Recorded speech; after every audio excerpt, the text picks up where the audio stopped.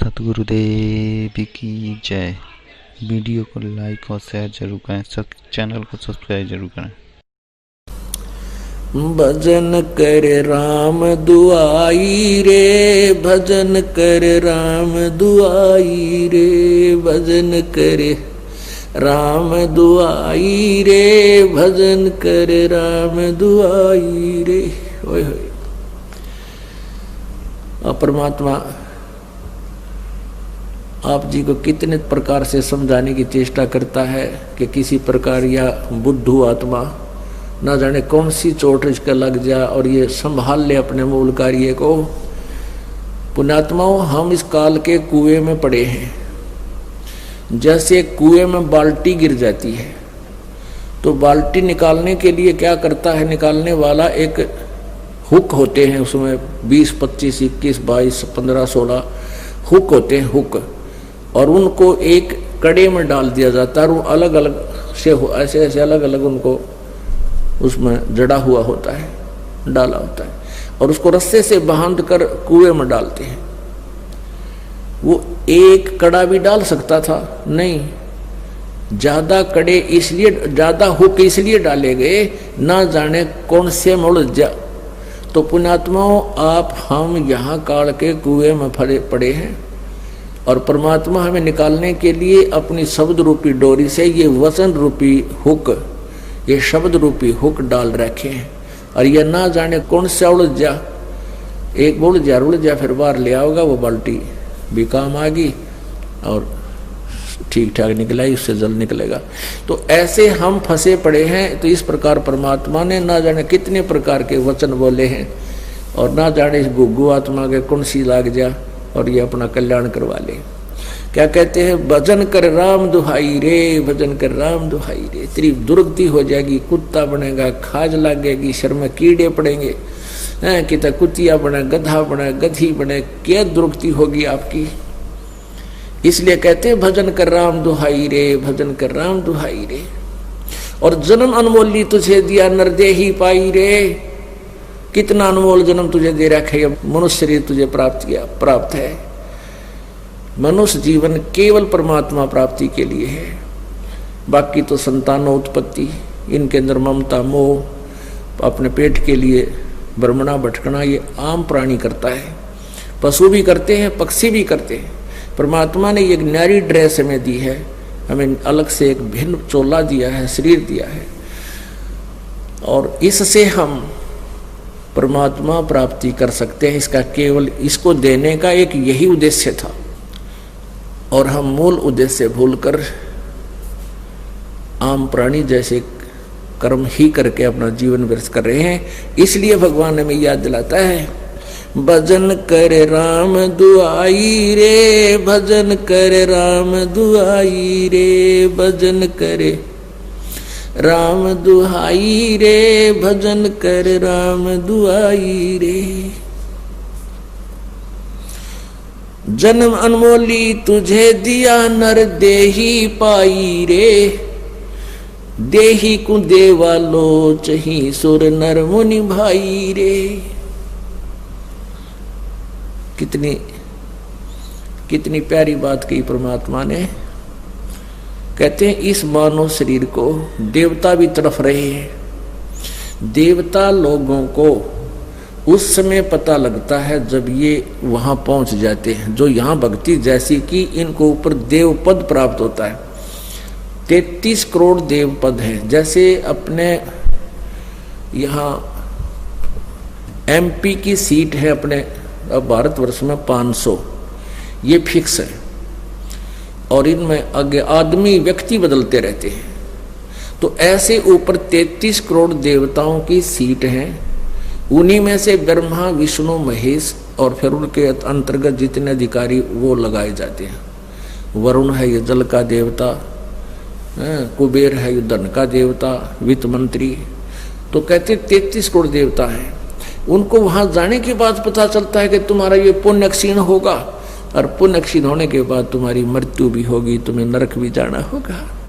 फिर उनको याद आती है कि ये ऐसी कैसी बनी, हमने तो भक्ति की थी, तो वो फिर आपस में विचार विमर्श करते हैं। वही वेदों में लिखा है कि तत्वदर्शी संत की खोज करो, तत्वदर्शी संत से पूछो परमात्मा के बारे में। हमें वो तत्वदर्शी संत नहीं मिले। तो वो क्या बात कहते हैं, भगवान हमें अब की बार जब मनुष्य शरीर मिल जाएगा, एक बार मनुष्य शरीर मिले, हम पूर्ण परमात्मा की भक्ति तत्वदर्शी संत की खोज करके करेंगे। हमारे साथ तो धोखा हो गया। जैसे कई भाई बहन मजबूरी व्यवस्था के अंदर आकर सोच लेते हैं हम खुदकशी कर ले, आत्महत्या कर लेते हैं, हमें दुख दूर हो जाएगा। नहीं, आत्महत्या करने से दुख दूर नहीं हो सकता। यो शरीर तो दूर हो सकता है, विष खा लेने से, फांसी लगा लेने से शरीर तो नष्ट कर दिया आपने, लेकिन दुख तो न्यू का न्यू रहेगा। फिर गधा बन गए, गधा बन गया जाते लट्ठम लट्ठा, फिर बता के सुख होया।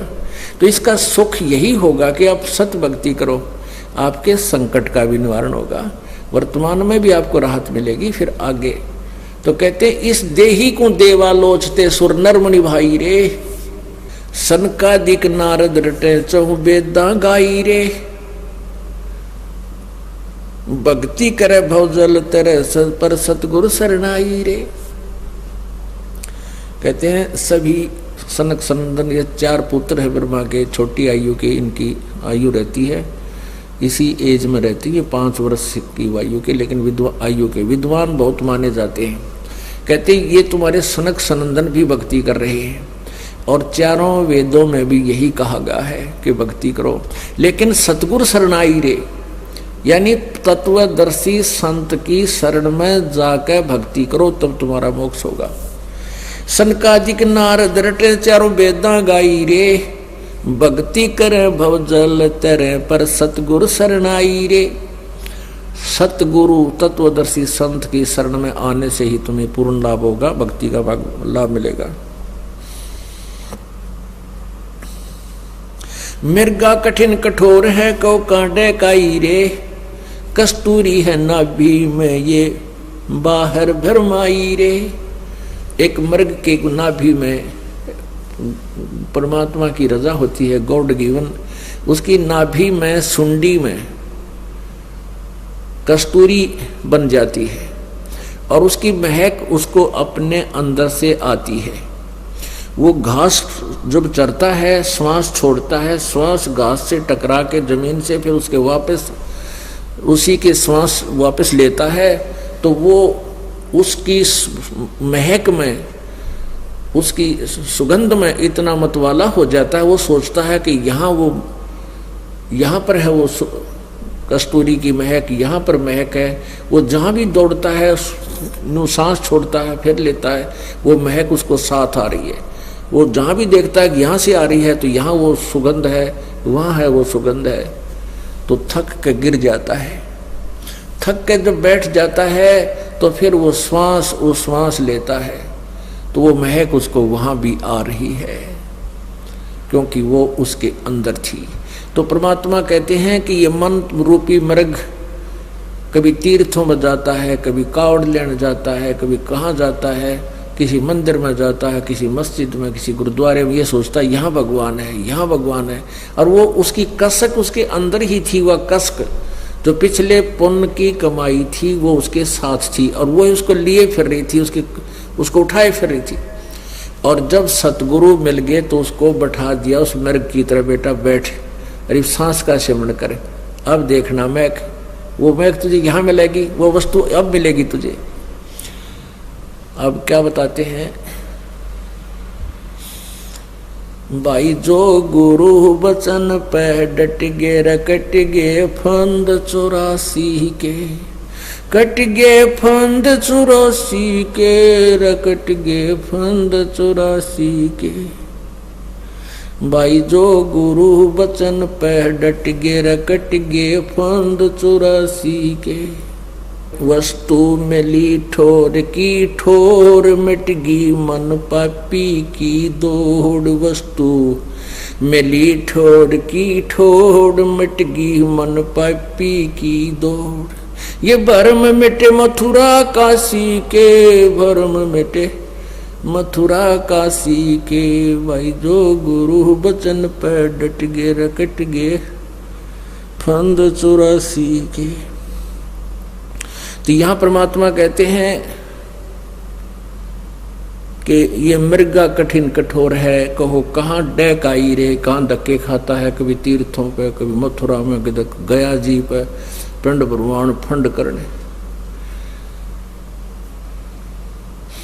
और कस्तूरी है नाभि में ये बाहर बरमाई रे। राजा डूबे मान में पंडित चतुराई रे। राजा लोगों में तो अभिमान हो जाता है, 4 सैनिक हो गए साथ में, बस इन्हें सोचा तू क्या राखी बन गया, और उनको तो अभिमान हो गया। और पंडित जिसने 4 अक्षर सीख लिए संस्कृत के और 100-200 से उसको नमस्कार करने वाले हो गए, वाह पंडित जी, वाह पंडित जी, वाह भाई क्या बात है। और वो मानना कति जैसे ही परमात्मा कबीर जी आए थे, उन सुप्रसिद्ध पंडितों को, ब्राह्मणों को, गुरुओं को ललकारा करते थे, समझाया करते थे, लेकिन वो माने नहीं। एकाद रामानंद जी जैसी पुण्यात्मा, सर्वानंद जैसी पुण्यात्मा एकादी सतगुरु के शरणों में आ गई, बाकी किसी ने नहीं माना। वो अपने ज्ञान पंडिताई में डूब गए। राजा डूबे मान में पंडित चतुराई रे, ये ज्ञान गली में बंक है तन दूर में लाई रे। अब क्या बताते हैं कि इस ज्ञान गली में तो बहुत टेढ़ापन है, तुम नहीं समझ सकते, तुमने अपना शरीर बर्बाद कर लिया। उस साहेब को याद कर जिन सौंज बनाई रे, देखत ही हो जात है पर्वत से राई रे। कंचन काया नाश होवे तन ठोक जड़ाई रे, मूर्ख बोंदू बावरे या मुक्ति कराई रे। फिर क्या बताते हैं, चमरा जुल्हा तिर गए और छिपा नाई रे। चमरा जुल्हा तिर गए और छिपा नाई रे, गणका चढ़ी विमान में सुरगापुर जाई रे। अजामेल गणका तरे और सदन कसाई रे, नीच तेरे तो से कहूँ नरमोड न्यायी रे। शब्द हमारा साच है और ऊंट की वाई रे, ये धुएं कैसा धौल हर त्यों लोक चलाई रे। ओह कल बिस्कुस्मल सब कटे तन कंचन काई रे, गरीब दास निज नाम है नत पर भी नाई रे। अब कहते हैं कि अब देख उस साहिब को याद कर दिन सौंज बनाई रे, यानी जिस परमेश्वर ने सारी सृष्टि की रचना की, तेरा शरीर भी बनाया, तुझे कर्माधार पर जो सब कुछ दिया। गीता जी अध्याय नंबर 15 के श्लोक नंबर 4 में कहा है कि तत्वदर्शी संत की प्राप्ति के पश्चात, उसके पश्चात उस परम पद परमेश्वर, उस परमेश्वर के परम पद की खोज करनी चाहिए, जहां जाने के बाद प्राणी संसार में लौटकर कभी नहीं आते, अर्थात उनकी जन्म मृत्यु सदा के लिए समाप्त हो जाती है। और जिस परमेश्वर से संसार रूपी वृक्ष की प्रवृत्ति विस्तार को प्राप्त हुई है, अर्थात जिस परमात्मा ने सौर्य ब्रह्मांडों की रचना की है, और मैं भी उसी की शरण में हूं, उसी की पूजा करनी चाहिए, नथिंग एल्स, पूर्ण मोक्ष के लिए। तो उसी का प्रमाण गीता जी में है, क्योंकि परमेश्वर की वाणी में, कबीर साहब जी की वाणी में, और कबीर जी द्वारा दिए गए अपने प्यारी आत्मा गरीबदास जी का ज्ञान योग खोलकर जो ज्ञान दिया है, उनके कंप्यूटर में फीड कर दिया था, उनके द्वारा दिया गया ज्ञान। ये इसमें 4 वेद, 5वां वेद तो ये है ही है, इसमें इंक्लूड है, ये इसमें सच्चा ज्ञान है, क्योंकि वेदों का अनुवाद गलत कर दिया। गीता